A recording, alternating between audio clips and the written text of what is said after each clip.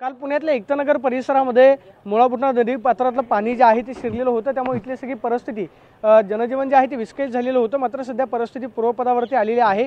या सगळ्या परिसरामधलं पाणी जे आहे ते आता पूर्णपणे कमी झालेलं आहे, कारण खडकवासला धरण क्षेत्रामध्ये पावसाचा जोर कमी झालाय, त्यामुळे मुळाबुटणा नदीच्या पात्रामधून जो विसर्ग करण्यात येत होता त्याचा वेग जो आहे आणि पाण्याची मर्यादा जी आहे ते कमी करण्यात आलेली आहे। मात्र दुसऱ्या बाजूला संपूर्ण पुणे शहरामध्ये आपण पाहतोय की अनेक ठिकाणी ज्या भागांमध्ये पाणी साचतं तिथे आर्मीचे जवान जे आहेत ते तैनात करण्यात आलेले आहेत आणि आपण पाहतोय की सकाळीच आर्मी जवानांकडून इथल्या संपूर्ण भागाची पाहणी जी आहे ती करण्यात येते।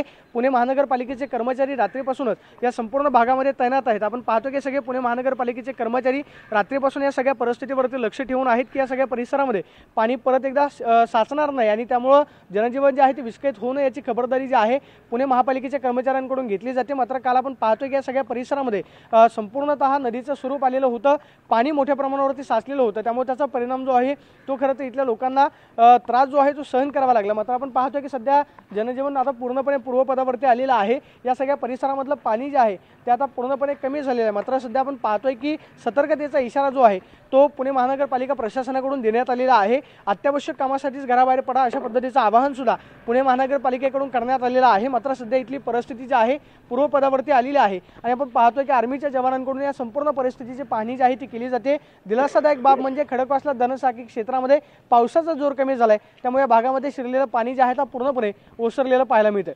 Camera person Abhijit Pisesoni, Pradeep Kapse, TV9 Marathi, Pune.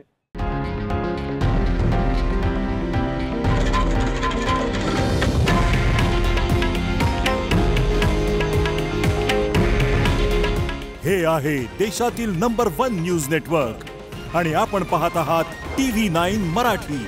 काळजी तुमची, हित महाराष्ट्राचं।